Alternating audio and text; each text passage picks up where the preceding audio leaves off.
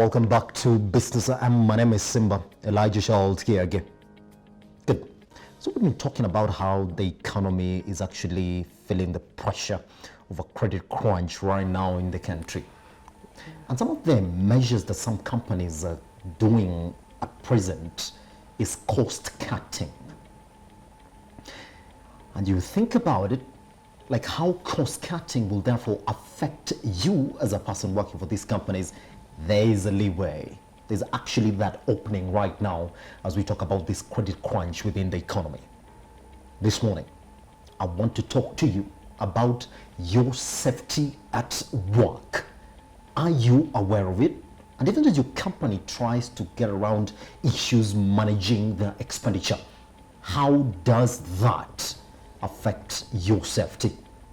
This morning, we are joined by Beverly Kundu. She's the founder, Prosafe Solutions Africa, and we're going to talk about the impact of cost cutting on safety requirements. Guess what? Her CV is quite long. If I read it, then that will be part of the show this morning. So I'm just going to avoid that part this morning so we can get talking about your safety at work and why you need to be quite aware of it. All right, let's get into the conversation. Beverly, thank you very much for joining us. It's a pleasure to have you around. Thank you. Pleasure too. My first question this morning is going to be about understanding your safety at work and why that should be very important to you as an employee. Okay, so the first thing that we want to see as an employee, every employer has a duty to protect you. Yes. It is actually part of the Occupational Health and Safety Act of 2007 in Kenya. Our parliament, our constitution actually has that as an act. So it is the duty of every employer to ensure that any worker coming to work for them, whether they're temporary, whether they're permanent, whether they're coming to work for 1 hour, they should be protected that particular time that they're working for that employer. Yes. And it's very important for them to know that it's their right as an employee to know that it is their duty to be protected. Yes. And I know when you talk about protection, therefore, somebody would imagine, how are they supposed to protect me? I mean, They give you a working environment. Yes. They give you working terms. Yes. But should I demand as an employee to know how you're going to protect me at my workplace? Now, Simba, this is a very interesting area because one of the challenges that we're facing, especially in Kenya as a country, is because many employees don't know their rights. They don't know their rights, all right? So when you have an employee, a simple blue-collar guy going to work every day, all he knows is that I need my bread at the end of the day. I need my pay to go home and feed my family. Yes. What he doesn't know is that even though you do need that bread to go home, you also deserve to be protected at work. It is the duty of the employer to provide to that employee every right. There are standards, there's regulations, there's an act, there are policies. Every employer should have a policy posted in terms of health and safety, and that policy should be provided to each and every employee.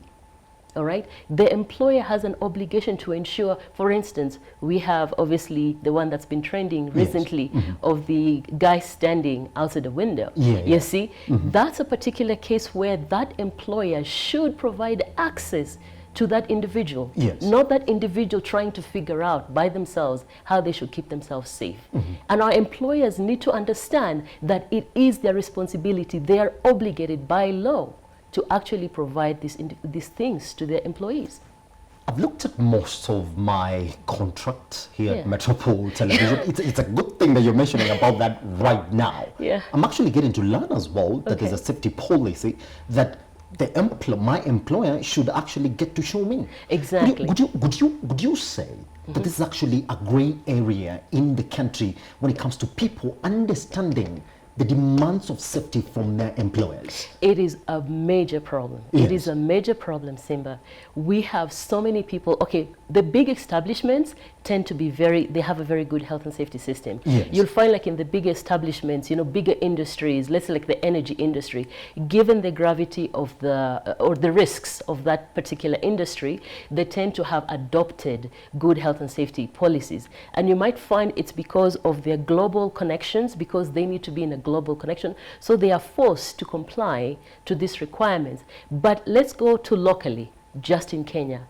Right now, you can see infrastructure is major high in Kenya. Infrastructure is growing everywhere. We are growing so fast as with our infrastructure. However, we're forgetting that health and safety is important. If I may just go back to where health and safety actually originated. Our Western friends are the forefounders of safety. Almost every standard and procedure that you do know that we use in these developing nations, a developing nation such as Kenya, has been adopted. So we're adoptees to these standards. However, what we don't understand is that, and we fail to recognize, that these standards have gone through rigorous changes in terms of safety. Many people out there, there are men who are dead, there are women who are dead, there are children who died. So basically, we always say safety standards have been written in blood. Yes. They've been written in blood. What that means, there's a woman out there, a man out there, and a child out there who had to lose their lives either in a place of work or because of the cost of employment. All right? So we are the adoptees of these policies and standards, rather safety regulations that have been over rigorous changes and policy changes from the West. We have adopted them, but we fail to teach ourselves, why did they put them in place? For what reason did they put them in place? Yes. It's one thing to have a policy and understand why it has been put in effect. It's another thing to say, I'll adopt what has been put out there in UK or US, post it for my workers to see, and not even teach them how to apply it. We need to learn how to apply this. Employers need to learn how to apply it. Yes. They don't know how to apply it because they don't want to value putting efforts in training. You're talking about cost cutting. Safety is one of the areas that is highly cost cut. It's still a challenge in the West, but us, especially since you want to come to a global level, we need to learn that every time we cost cut, somebody somewhere will pay along the line. Yes. Along the chain, somebody else will pay. All right? Anytime you cost cut, I'll just give you an example. All right, we have individuals who need to work in a confined space, or probably they need to work at heights, about maybe 6 meters high, right? Now, our law says, as an employer, you need to provide access. And that's an area I'm just going to touch again as we get along, about being very specific with how we write our laws, the language that we use. So the employer provides the access. However, what kind of access are you providing? Are you providing a harness? Are you just providing a ladder that will still come down? Or are you putting a kokoteni and a stool on top for the person to use? You see? So these are very important areas where employers need to invest in taking their workers for safety courses. Safety courses to learn how they're going to work. I want us to, before we actually get down to talk about how Kenya now compares to some of the countries that you have actually been in and looked at exactly how they're applying their safety standards at work, I want us to come back here now and talk about this act that is actually now coming actually to my life as well, isn't it? So what are some of the clauses in it that when you look at it can actually pin an employer down when I feel that I'm not well protected at my workplace? Okay, so when we look at the OSHA Act of Kenya, actually it has come a long way. Before it used to be called the Factories Act, all right? It used to be part of the Factories. I think it's section 154. Before that was now enacted in 1951. Yes. All right. So it was mostly meant for factories and other workers, right? Other work areas. Yes. Then it was amended in 1990. All right, with the Department of Labor, and then now it has gone through more modifications under the DOSH, I call it DOSH, Directorate of Occupational Health and Safety, all right? So the act was actually put into constitution, and it has provisions actually where it clearly stipulates duties of employer, all right? So the employer has a duty to do X and X and X. Then there's the duties, the penalties that can be imposed on an employer who fails to provide a safe workplace or welfare facilities for the worker. Yes. They are actually noted.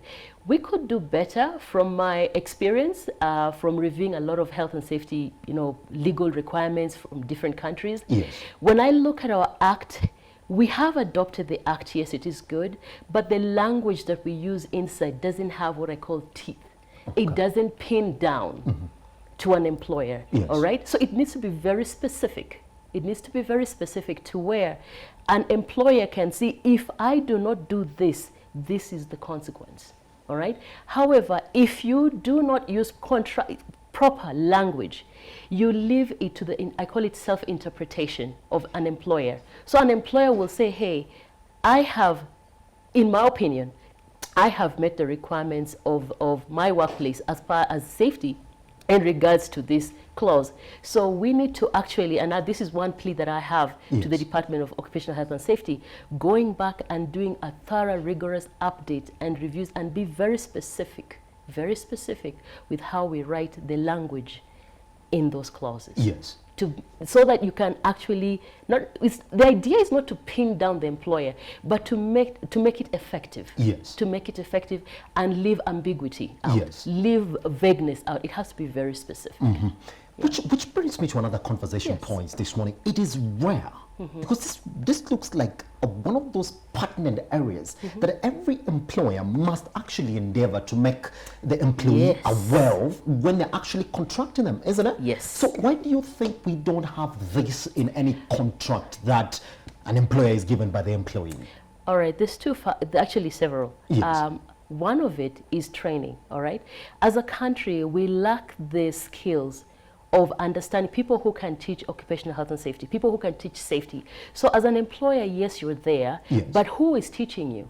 So that would be the duty of the governing entity to expose, to do capacity building trainings, to do rigorous, especially at the pace at which we're growing in Kenya. Believe me, they need to catch up, all right? Excuse me. So you find that in that area, employers know that I need to provide safety. I need to provide safety for my workers, but how do I do it? So they're in a limbo where they're just second guessing what they need to do. The second one is enforcement. Okay? Yes. So by law, if anything that you don't enforce means nothing. All right? It means nothing. If the penalties don't have an impact on the employer, they will feel nothing. There's a project, for instance, a project that costs 20 million Kenya shillings. Yes. If the penalty for a serious injury is, just assuming 75,000 Kenya shillings, no employer is going to take that interest. Give it a second eye, isn't it? Exactly. Yes. No one will care. Yes. Because for the employer, will be like, this is easy money. We can always pay every week. Because you just pay the penalty and then you continue. Then just move on. It needs to send a message, Simba. It needs to send a message. It needs to be and it needs to be imposed effectively, and rigorous audits need to be done. Yes. Both ad hoc and scheduled audits by these governing entities to ensure that employers are actually putting these safety measures correctly and effectively. Yes. We need a system that says, okay, so we have the law, it's in place. Yes. We have implementation. How are they implementing it? And then you monitor. Monitoring is where you're going to catch all the perpetrators, people who are being negligent in terms of health and safety. And these individuals, there needs to be a message sent. There needs to be heavy penalties imposed on them so that they can understand there is a consequence when we play with somebody's life. We don't need to have somebody die. Yes. It has already been in the West. There's hard lessons. There's serious lessons learned from the West. So we don't need to reinvent the wheel. We just need to say somebody somewhere died by doing this. So since it's a law, we need to ensure that it's been implemented and it's been put in place. Not wait for somebody to die. I'll give an example. We have unfortunately, the dreadful incident that happened for the school collapse. Yes. You know, 8 children died. It's actually a good time that we're talking about that now, isn't it? It is, because we have, I saw it on TV. We have 8 children who lost their lives carelessly. And you know what? When I was looking through some of the media footage, there was so many red flags happening in this, because there's pictures of the school toilets, the environment, the outside. There were so many things that were wrong. Now, there's something in health and safety that we call root cause analysis. Root cause analysis is where you break down to identify where did the chain break? Yes. Where did the fault lie? Yes. You start with the whys. You say, okay, the school fell. Why did it fall? Yes. It means that somebody built something. Why did they build that structure? All right? And then when you talk about the structure, you say, why was the integrity of the structure compromised? All right? Now, I don't have all the details, but that's how you break down who approved that building to be constructed. Why did they sign on that document to approve it to be built? Yes. All right? So there's so many things that you have to go wise until you find the loophole. All right? So when it comes to investigation of especially safety incidents, one of the things that we lack as a country is understanding how to actually break it down. I love the airline industry. Yes. The airline industry is thorough in investigating any incident because we cannot afford fatal injuries, fatal incidents. Now you do know. Mm-hmm. That's Yes. why they break down and understand every chain, what went wrong, up to the point of, was it a design error? Was it a human error? Human error means some human being somewhere forgot to put a nut, Isn't it? and something happened. Yes. Or some human being somewhere decided, today I will bypass a system. Or some human somewhere decided, this is not as important. After all, I check every day, so it is no more routine. One of the things with employers is not teaching their workers that health and safety is not routine. It is actually, should be part of your daily life. It should be part of your daily life. Yes, you come to work every day, right? Simba, you come to work every day, you walk through the door, all right? You know your routine. Yes. Now, in case of a fire, do you know what to do? You know, In case of fire, do you know what to do? Yes. Do you have any emergency plans? Do you have any drills? Those are things. Which is the quickest exit that you're going to use?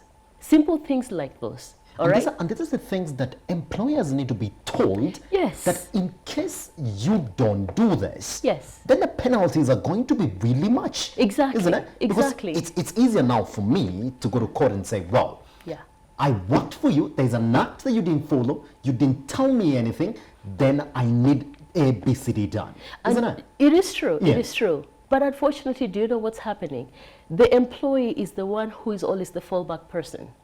In many times you find in a place of employment, an employee did something that caused an incident that cost the company money. Who gets fired? The employee. But is that the cause? Is that the cause? Most likely you'll find it goes back to senior management. Along the vertical management line, somewhere along that line, something was missed. Having management buy into health and safety is very, very important. It's observed, and in Kenya especially, Yes, yes. we look at it as a bureaucratic nuisance. It is too much work. But until we learn, especially companies learn, that health and safety is actually an investment towards us. It saves us money. We don't have to pay massive penalties on workers' compensation, Yes. which is calling occupational insurance, all right? Because every time you injure people, your occupational insurance goes higher and higher. Those are serious premiums that an employer has to pay. If you spend your money to train your workers, then you have workers who will save you costs from safety incidences, all right?